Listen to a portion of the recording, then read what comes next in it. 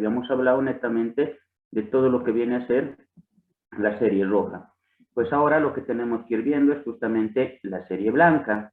Y para concluir vamos a ir valorando lo que son las plaquetas, ¿no? A nivel de lo que es la serie blanca, evidentemente también tenemos que ir viendo algunos aspectos, como por ejemplo los cambios morfológicos que pueden llegar a sufrir este tipo de células, la cantidad de células que nosotros podemos tener entonces a nivel periférico de manera presente y las funciones que estas pueden llegar a determinar, ¿no? Que es lo que nos va a ir interesando. Dentro de la serie blanca, ya cuando estábamos hablando de lo que es leucograma, especialmente para los que ya están haciendo la práctica o los que realizaron la práctica, tenemos que ir determinando que no necesariamente tenemos que ir validando el número de glóbulos blancos, sino aquí lo que nos interesa va a ser definitivamente las células que van a acompañar a estos, que se llama diferencial de Schilling o diferencial de Arnett, en las cuales nosotros tenemos que hacer mucho hincapié en lo que son neutrófilos, eosinófilos, linfocitos, monocitos o los macrófagos, si ustedes quieren, ¿no? Dentro de la serie blanca vamos a ir determinando justamente a los neutrófilos.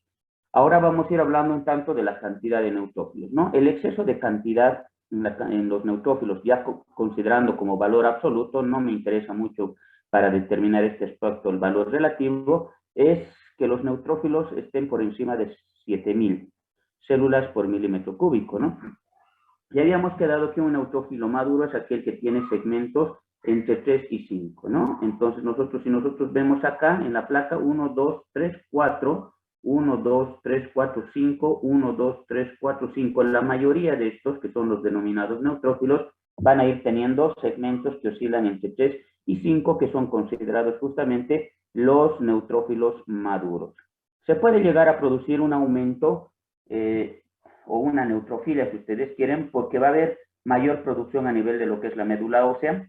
Puede ser que se presente una retención mayor en la sangre, o puede ser que haya un desplazamiento del pol marginal a la parte circulatoria. Pues, ¿en qué quiere decir? Que generalmente los neutrófilos se van a ir quedando en el torrente sanguíneo, en la parte periférica y en la parte circulatoria. Ahora, si nosotros tenemos un desplazamiento del pol marginal, o que es de la parte periférica hacia la parte central, entonces también vamos a tener un exceso de este tipo de aspectos, ¿no? La neutrofilia puede tener una causa fisiológica, principalmente, pero va a tener una causa infecciosa, inflamatoria, o por alteraciones a nivel del síndrome metabólico, o definitivamente síndromes mieloproliferativos que estarían relacionados con un trastorno netamente ya tipo leucemia.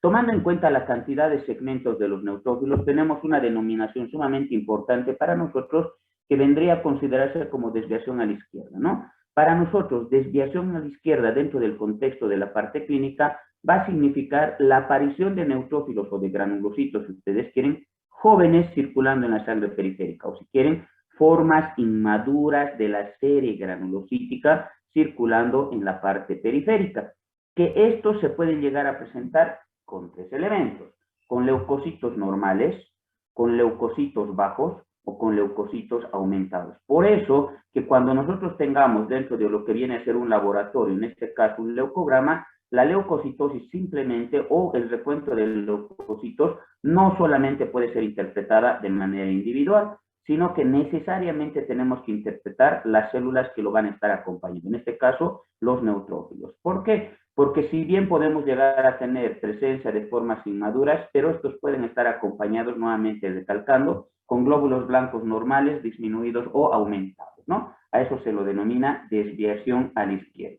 Y en el contexto morfológico, de forma inmadura se llama cuando un neutrófilo tiene menos de 2 segmentos. Acá esta placa es un poquito pequeña, a ver, lo vamos a tratar. O menor a 3 lóbulos, ¿no? Acá, por ejemplo, tenemos un neutrófilo que tiene 3, uno que tiene 2, la mayoría tienen 2, por eso son considerados como formas inmaduras, o uno solo, ¿no? Entonces, esto para nosotros son la presencia de formas inmaduras en sangre periférica. Y con lo tanto, esto se denomina desviación a la izquierda. Lo contrario para nosotros es la neutropenia. Y la neutropenia simplemente lo vamos a determinar cuando los glóbulos o los neutrófilos se encuentren por debajo de 1500. Importante determinar este aspecto porque existe una enfermedad que se llama neutropenia febril. Y para nosotros, neutropenia es sinónimo de disminución del sistema inmunológico o del sistema de defensa. Por eso que muchas de las veces cuando tenemos que interpretar un leucograma, el paciente te viene con 4.000 o 4.500 de glóbulos blancos y todo el mundo dice que el paciente está inmunocomprometido. Lo tal es completamente falso, ¿no? El paciente va a estar verdaderamente inmunocomprometido o con disminución de la cantidad de las defensas, siempre y cuando los neutrófilos se encuentren por debajo de 1.500, ¿no? Ahí sí podemos hablar de neutropenia o de alteración del sistema inmunológico o que un paciente esté inmunocomprometido.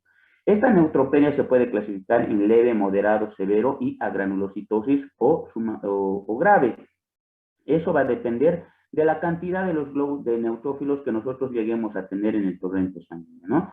Va a ser leve si el recuento se encuentra por debajo de 1.500, pero por encima de 1.000. Va a ser moderado cuando se encuentre por debajo de 1.000.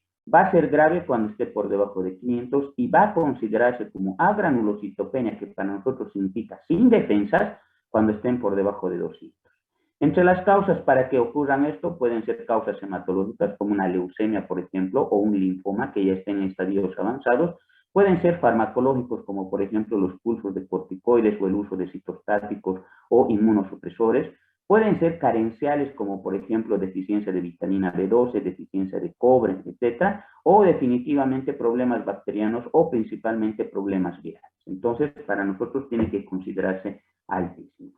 Dentro de la serie blanca también podemos llegar a encontrar similar a como los glóbulos rojos de inquilinos, ¿no? Como por ejemplo aquí podemos encontrar las granulaciones tóxicas. ¿Cuáles son estas granulaciones tóxicas? Son aquellos elementos que se van a encontrar en el interior de cada segmento de la serie granulocítica. Entonces, esta es toxicidad granulocítica, ¿no? Acá, por ejemplo, esto es el segmento. Y dentro del segmento tenemos los gránulos tóxicos, que generalmente estos gránulos tóxicos están presentes en procesos infecciosos. Lo mismo, podemos encontrar vacuolas, si se dan cuenta, dentro de los glóbulos blancos.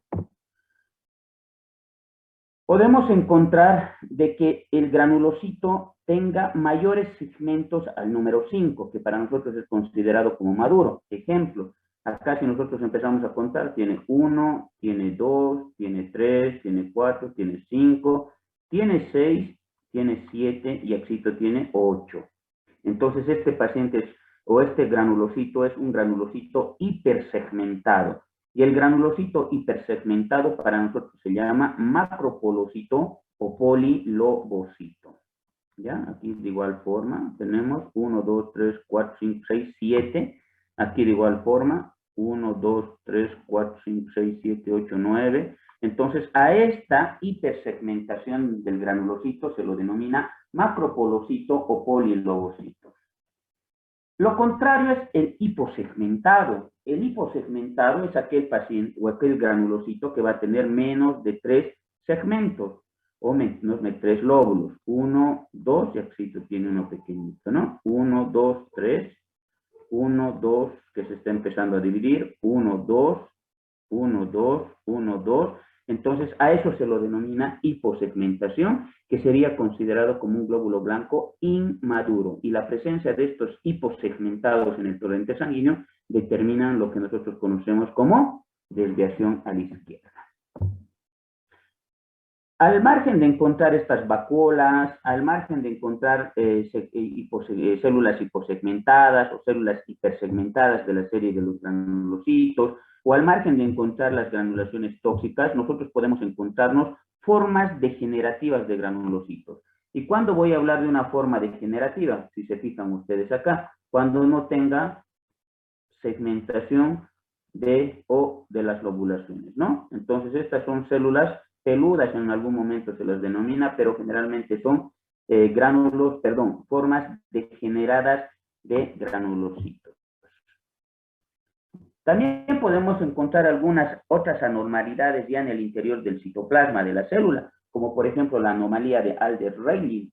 Estas anomalías de Alder-Rayleigh se denominan a estas cuando nosotros vamos a encontrar ya los gránulos. Hemos dicho que dentro de la serie granulocítica, la presencia o no de gránulos es el que le va a dar las características al glóbulo blanco de podernos defender o no. Entonces, si yo tengo, por ejemplo, gránulos en exceso, que no va a ser tampoco normal, o si yo tengo a los gránulos en racimo, como está ocurriendo en las imágenes, pues esto se lo va a denominar así directamente como anomalía de Alder-Rayleigh, o si ustedes quieren, como presencia de gránulos que no le van a dar la característica al glóbulo blanco de podernos defender, ¿no? Generalmente está presente en el gorgalismo o en el síndrome de Hull, ¿no? O que se van a presentar frecuentemente cuando nosotros encontremos granulaciones tóxicas, además, en el interior de este glóbulo blanco. Y dicho de otra forma, ¿no? No nos va a defender de ningún tipo de problemas. O sea, ¿qué quiere decir? Que esta célula va a perder su capacidad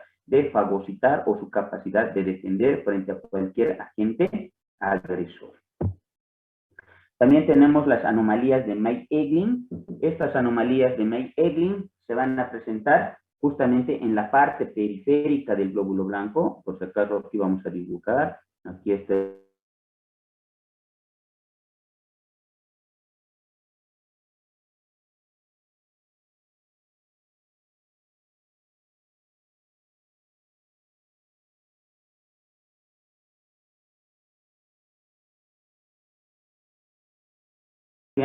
Se la denomina anomalía de May-Eglin, que son cuerpos de inclusión de restos de ARN presentes en el retículo endoplásmico o, si ustedes quieren, presentes en el citoplasma de la célula, que se van a pintar de ese color. No pueden alterar las segmentaciones, por si acaso. Las anomalías de Chiari-Higashi, que se van a presentar frecuentemente en los neutrófilos y en los monocitos, esto se va a caracterizar por la carencia de gránulos primarios. Solamente vamos a encontrar gránulos secundarios, como los que estamos viendo en las imágenes, o definitivamente en algunas no hay gránulos. ¿Bien? Por ejemplo, en esta, que no tenemos nada de gránulos, y en esta otra, que solamente tenemos gránulos secundarios. Acá también que no tenemos gránulos, ¿ya? Los cuerpos de Doyle, que son igual estas pequeñas lesiones que se van a presentar en el sistema de retículo endotelial, o si ustedes quieren, en el citoplasma, fuera de la segmentación o de la lobulación de los glóbulos blancos, que estos son nada más que restos de ARN también, simulando ya los cuerpos o las anomalías de May-Eglin, por si acaso. Entonces también hay que tomar en cuenta esos aspectos, ¿no? Pueden ser anomalías de May-Eglin o pueden ser directamente los cuerpos de Doyle, que van a ser un poquitito más específicos y más delimitados. Y generalmente este problema se va a presentar en el neutrófilo, ¿de acuerdo? Entonces, por eso es que nosotros lo vamos a ir diferenciando. Versus, por ejemplo, el Chiari-Higashi, que puede estar en los neutrófilos y pueden estar en los monocitos. ¿Ya? Para irlo considerando de mejor forma, por favor. Los cuerpos de Auer, que son pequeños bastones, acá están, estos bastoncitos, que a nosotros nos va a ayudar muchísimo, por si acaso, en el diagnóstico de los pacientes con leucemia.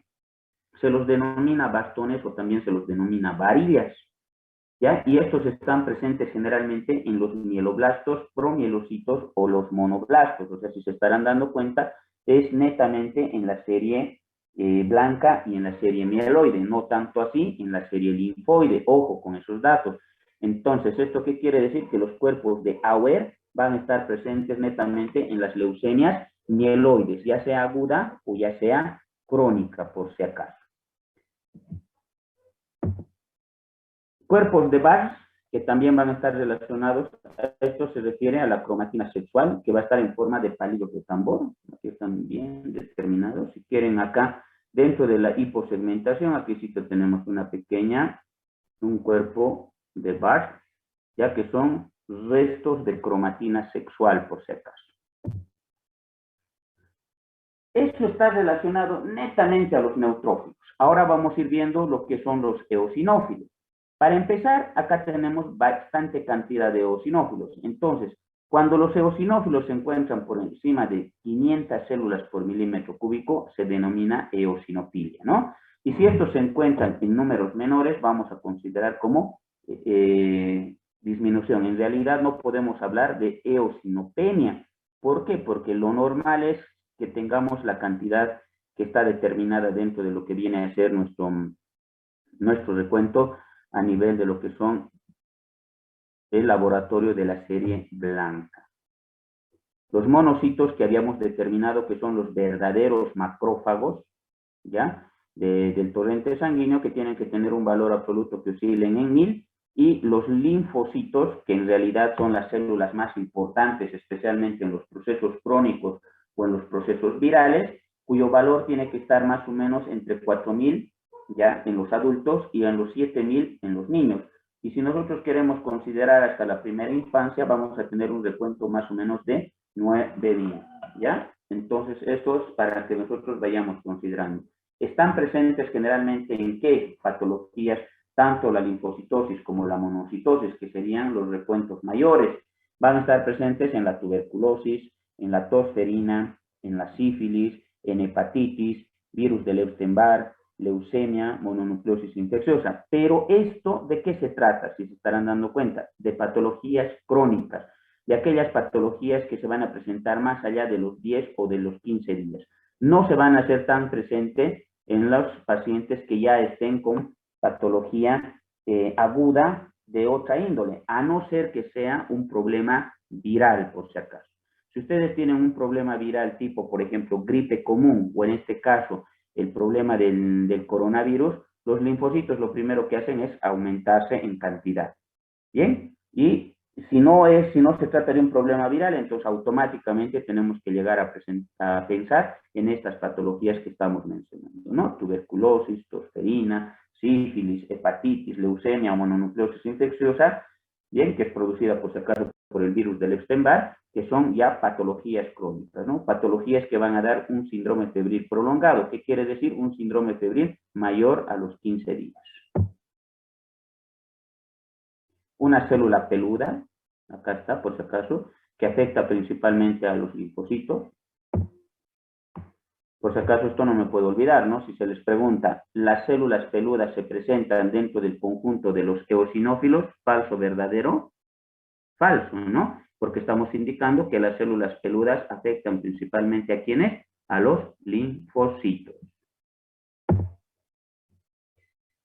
Una terminología sumamente importante para nosotros, ¿ya? Reacción leucemoide. La reacción leucemoide tiene diferentes tipos de interpretaciones, por si acaso.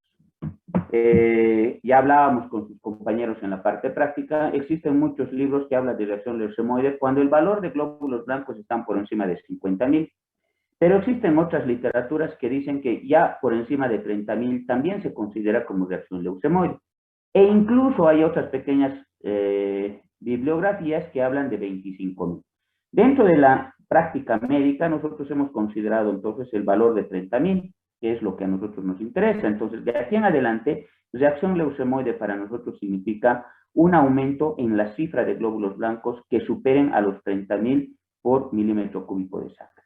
Generalmente es muy común en infecciones severas, pero menores de 3 meses de edad. Estamos hablando de los niños, ¿no? Y en el 5% generalmente van a afectar a las células de la serie mieloide, que tienen capacidad de división o de mitosis, si ustedes quieren. O sea, ¿qué quiere decir? Que vamos a encontrar mieloblastos, promielocitos o mielocitos. A eso es a lo que generalmente nosotros tenemos que llegar. Diferentes enfermedades son las que pueden llegar a producir una reacción leucemoide, pero descartando estas posibilidades de producir la reacción leucemoide, a lo que más nosotros nos tenemos que basar, que estos pueden estar asociados a un proceso maligno. Y dentro de esos procesos malignos, lo que a nosotros nos tiene que preocupar muchísimo es el cáncer a nivel de lo que es la sangre, o más concretamente la leucemia. Bien, sin descartar la posibilidad de que existan drogas que pueden llegar a producir esta reacción leucemoide, como por ejemplo, corticoides en altas dosis, la serotonina, la histamina, la adrenalina, el litio, o la exposición crónica, por ejemplo, a la heparina, al benceno o al mercurio, que son las drogas o los fármacos o los tóxicos que fácilmente les van a llegar a producir a ustedes un aumento exagerado de la cantidad de glóbulos blancos, que en un momento determinado les va a hacer pensar en la posibilidad de que su paciente está camino a una leucemia o a un cáncer. ¿De acuerdo? Entonces, en el contexto final de ustedes encontrar este valor exagerado de glóbulos blancos, pues iré descartando las posibilidades de problemas infectológicos bacterianos que ya no van a ser agudos por si acaso, problemas virales como la mononucleosis infecciosa, reacciones alérgicas severas o procesos inflamatorios que estén causando necrosis tisular, ¿ya? A una anemia hemolítica severísima, que también me puede llegar a producir aumento exagerado de los glóbulos blancos por mecanismo de compensación, ¿ya? Y los fármacos por supuesto. Pues una reacción leucemoide para nosotros, cuando descartamos todas esas posibilidades, es sinónimo de camino a la leucemia. Y la leucemia, lamentablemente, es un tipo de cáncer de la sangre, más concretamente de los glóbulos blancos, ¿bien? Donde va a haber una producción que no está regulada dentro de lo que son las células progenitoras, que pueden llegar a afectar tanto a los niños como a los adultos, que se puede presentar de manera aguda o de manera crónica. Pero no solamente va a afectar a la serie mieloide, sino que también puede afectar a la serie linfoide. ¿Qué quiere decir? Entonces, que podemos encontrar dos tipos de leucemia. Leucemia mieloide o leucemia linfoide. O sea, cuando hablo de leucemia mieloide, quienes van a estar afectados más concretamente son los glóbulos blancos. Pero si hablo de la serie linfoide, quienes van a estar afectados son los linfocitos. Por favor, no me puedo olvidar en ese sentido. Lo mismo que acabamos de determinar, ¿no? Leucemia aguda, leucemia crónica. ¿En qué momento se presenta la leucemia aguda? En menos de 3 meses estamos hablando, ¿no ven? Entonces esto se desarrolla en meses. Mientras que la crónica pueden ser meses, inclusive años, ¿ya? Se puede afectar tanto a los linfocitos como a los mielocitos. O sea, a eso me refiero. Y dentro de los mielocitos pueden estar a los granulocitos o a los monocitos, por si acaso. ¿Bien? Lo mismo, los dos tipos de leucemia, linfoide, mieloide, agudo, crónico. ¿Bien? Lo mismo, esto estamos repitiendo. ¿Cuáles son esos factores que ustedes tenían que tener cuidado cuando existe esta predisposición o cuando yo tengo la predisposición a nivel familiar? Entre los factores leucemógenos, así se los denomina, leucemógenos es porque pueden despertar fácilmente una leucemia, tenemos radiaciones. Ahí están las plantas nucleares o las bombas nucleares. Generalmente se dice que después de una explosión nuclear, después de los 5 años de haberse presentado la explosión, se van a empezar a presentar los factores colaterales, ¿no? Algunas condiciones genéticas pueden predisponer este tipo de trastornos, como por ejemplo el síndrome de Down o la anemia de Fanconi. Exposición a químicos o fármacos de manera crónica, como es el benceno o el gas. Ojo con esos datos, por eso aquellos trabajadores en petróleo, entonces hay que tenerlos muchísima consideración. Y algunas medicinas de tratamiento quimioterápico que también pueden ir desencadenando este efecto. Generalmente los que más fácilmente pueden llegar a desencadenar este tipo de enfermedad, siempre y cuando tengamos un terreno predispuesto, son personas del sexo masculino, de raza blanca, que tengan antecedentes de ser fumadores o que tengan alguna afectación del sistema inmunológico, incluyendo aquellas enfermedades como, por ejemplo, una rinitis alérgica, ¿no? La rinitis alérgica significa alteración de mi sistema inmunológico por algún causal, el cual me está traduciendo en la producción de un complejo que se llama antígeno anticuerpo, el cual me hace dar este tipo de alergias, pero a nivel de vía respiratoria alta. Otras de las enfermedades que no viene al caso es el mieloma múltiple, que está en el capítulo, por si acaso, de lo que son hematología oncológica, que lo vamos a ver recién en la tercera parte, hasta encontrar a lo que son las plaquetas, ¿ya? Las plaquetas, que bien nosotros sabemos, son el tercer o la tercera célula o la tercera población de células de la sangre, que si bien estas son consideradas como las células juguetonas, tenemos que decirlos que no son verdaderas células, ¿no? Sino que son fragmentos de células, que nosotros sabemos que tienen una función sumamente importante, que es participar dentro de lo que es coagulación y hemostasia, ¿no? Se van a presentar así como manchas simplemente, ¿no? Alrededor de los glóbulos, ya sean, aquí tenemos por si acaso puros glóbulos rojos, esta es una plaqueta. Esta mancha roja que ustedes piensan que es cualquier otro tipo de obstáculo, esta es una plaqueta por si acaso, ¿no? Que son fragmentos que se van a teñir de esa forma. Aquí tenemos, por si acaso, una plaqueta, un satelicismo plaquetario, que en realidad es que dentro del fragmento de la célula nosotros empezamos a encontrar este otro tipo de elementos, que no es de consideración importante o que no me va a dar mayor importancia, por si acaso. Solamente conceptos. La anemia sabemos que es la disminución de la hemoglobina y del hematocrito por disminución del número total de glóbulos rojos, ¿verdad? Que los cuales tienen que ser considerados valores debajos de lo normales para la edad, tomando en cuenta el sexo y tomando en cuenta, por si acaso, la altura. Es muy importante eso. No es lo mismo tener un paciente del alto o de lugares altos que de lugares de valles o que estén a nivel del mar, por si acaso. Y no es lo mismo un recién nacido, un niño, un adolescente y un adulto. No es lo mismo. Por eso que cuando estábamos hablando nosotros de generalidades de anemias, les habíamos dado un cuadrito donde está el valor normal tanto del hematocrito como de la hemoglobina de acuerdo a la edad de su paciente y de acuerdo al sexo. Pero cualquier disminución de la cantidad de la hemoglobina y del hematocrito por debajo de los valores normales para nosotros es considerado como anemia. Y todo lo contrario, si estamos por encima de estos valores se denomina poliglobulia. Acá por si acaso este es un resumen de lo mismo. En el recién nacido la hemoglobina se considera en 19.5 más menos 5, en las mujeres 14 más menos 2 y en los hombres 16 más menos 2 y otros libros indican 15 más menos 2. Tres tipos de anemias, ¿bien? Que esto es solamente repetición del concepto, esto ya no es necesario volverlos a repasar porque está relacionado a todo lo que nosotros ya hemos visto. Bien, con eso estaríamos terminando este capítulo relacionado, si se han dado cuenta, un capítulo no relacionado directamente con patologías de las cuales ya estábamos hablando, como es el caso de las anemias, pero sin embargo era una parte que se quedó a medias, porque cuando hablábamos de generalidades de anemias, los habíamos nombrado simplemente, ¿no? Y entonces ese día justamente habíamos hablado de que lo vamos a volver a ver dentro de lo que es el frotis de sangre periférica. Y a partir de eso, entonces, les voy a pasar un atlas que fácilmente les va a servir para poder ir realizar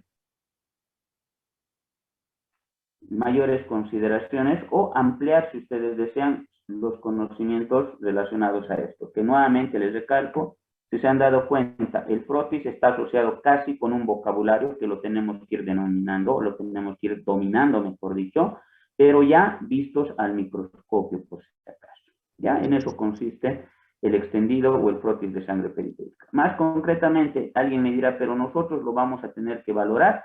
Muchas veces no, porque estos informes ya vienen del laboratorio, ¿no? En el laboratorio, por ejemplo, les van a decir, por ejemplo, ustedes dentro de la serie blanca tenemos una célula peluda, entonces ustedes ya saben que esta afectación se la da a ¿quién? A los linfocitos, por si acaso. ¿Ya? Vacuolas, entonces, están afectados los neutrófilos y los monocitos, entonces ahí voy a ir buscando alguna causa. Bien, o definitivamente les van a llegar a decir en el laboratorio, es una célula hiposegmentada.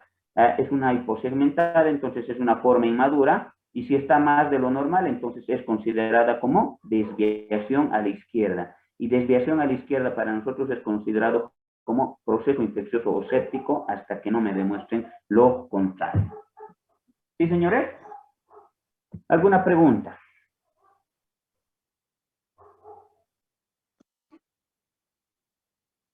¿Alguna pregunta que tengan? Eso solamente de como complemento. para que recién en la siguiente clase podamos volver a retomar patologías de la serie roja, que nos faltaría en realidad una, ¿no?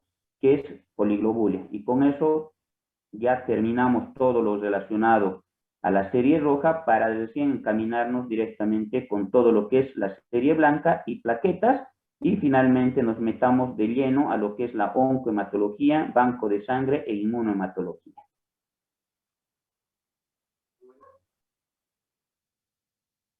¿Bien? ¿Alguna Doctor, consulta? ¿Sí? tengo una consulta sobre la reacción leucemoide. ¿El valor es solo mayor a 30.000 o entre 30.000 a 50.000? Mayor a 30.000. Está Mayor bien, a gracias. 30.000, Raiza, porque te puede llegar a que te den 70.000, entonces también es considerada como una reacción leucemoide. 80.000 también es considerada como reacción leucemoide. 100.000 ya no es reacción leucemoide, ¿no? 100.000 es considerado como hiperleucocitosis, por si acaso. Y ya hiperleucocitosis es sinónimo de leucemia. Está bien, doctor, gracias. ¿Bien? ¿Alguna otra duda? No sé si está su representante, Gisela, y no sé si ya les han pasado, por si acaso, el rol de exámenes, que yo, según el cronograma que nos pasan a principio de gestión, tengo que a partir del 14 o 15 de este mes, que se avecina, que es junio, que empieza mañana, pues ya se tendría que irles evaluando, ¿no? Y por si acaso su examen es desde el bolo cero, ustedes saben cuál es el bolo cero. El bolo cero es valores normales en hematología, en eso hemos quedado. Y esos valores normales en hematología es de lectura personal y es de aprendizaje, si vale el término, de memoria, por si acaso, señores. Bien, su examen, por si acaso, va a ser hasta la siguiente clase que avancemos poliglobulias. Hasta ahí es todo lo concerniente a la primera parte. A partir de lo que hagamos ya glóbulos blancos y plaquetas, viene a ser la segunda parte. Y el final, donde vamos a entrar netamente a lo que es oncohematología y bancos de sangre. ¿Alguna consideración? ¿Alguien que sepa si ya ha salido su rol de exámenes? Sí, doctor, ya nos Sí, han doctor. mandado a nuestra presidenta. ¿Ya les han mandado? ¿Cuándo están programados? Perdón, porque a mí no me ha llegado ningún rol de exámenes, solamente me han indicado que a partir del 14 o 15 empezarían a realizar las evaluaciones y generalmente a hematología lo ponen el primer día. En esta Doctor, vamos a iniciar con pediatría. ¿Empiezan con pediatría? Sí, el 15. Lo pusieron para el 15 con pediatría y creo que hematología nos han programado para el día, ahorita lo veo, está para el día 17 de julio. 17 de julio, Sí, o sea, casi va a ser uno de los últimos. sí, es el penúltimo. Bueno, de todas formas, tampoco nos vamos a enojar en ese sentido. Bien, como ya les comento, nosotros ya tenemos material de avance. Da lo mismo si quieren que nosotros hagamos el examen el 14 o el 15 o el 17 de julio, no hay ningún problema, ¿no? Eso no va a significar que tampoco dejemos de lado el avance de materia que tenga. ¿Bien? Doctor, buenas noches. Disculpe, quería pedirle un favor. No sé si esto del bolo cero se podría de alguna manera uniformizar de acuerdo a lo que usted quiere y nos podría dar una bibliografía tal vez de dónde poder sacar exactamente. Sergio, perdón que te corte, ustedes tienen la bibliografía que se los ha dado al principio de Sí, gestión. claro. Yo considero La he los ido valores, revisando, ¿no? yo considero los valores solamente de la bibliografía que les debo. No les voy a tomar o no les voy a dar de otro tipo de bibliografía. Ah, está bien, doctor. Por eso ahí viene la uniformalidad que tú dices, porque tienes toda la razón, ¿no? No te voy a preguntar, por ejemplo, el valor que estén manejando en el laboratorio Génesis o en el laboratorio San Simón o en el laboratorio Jeoval, ¿verdad? Porque ya les he comentado yo mismo que sí existe variabilidad, ¿ya? Pero sin embargo, el libro que ustedes están manejando como referente, por si acaso que son dos, uno que son fundamentos de hematología de Rodax, y el segundo capítulo es la parte o la sección de hematología de medicina interna del libro, pues madre para todos ustedes, ¿no? Que ya lo conocen, que es la sugerencia de dirección y de decanatura. Entonces, solamente en esto nos vamos a basar, en relación a los valores, nada más, para no tener mayores confusiones. Gracias. ¿Alguien más? ¿Alguna duda o consulta?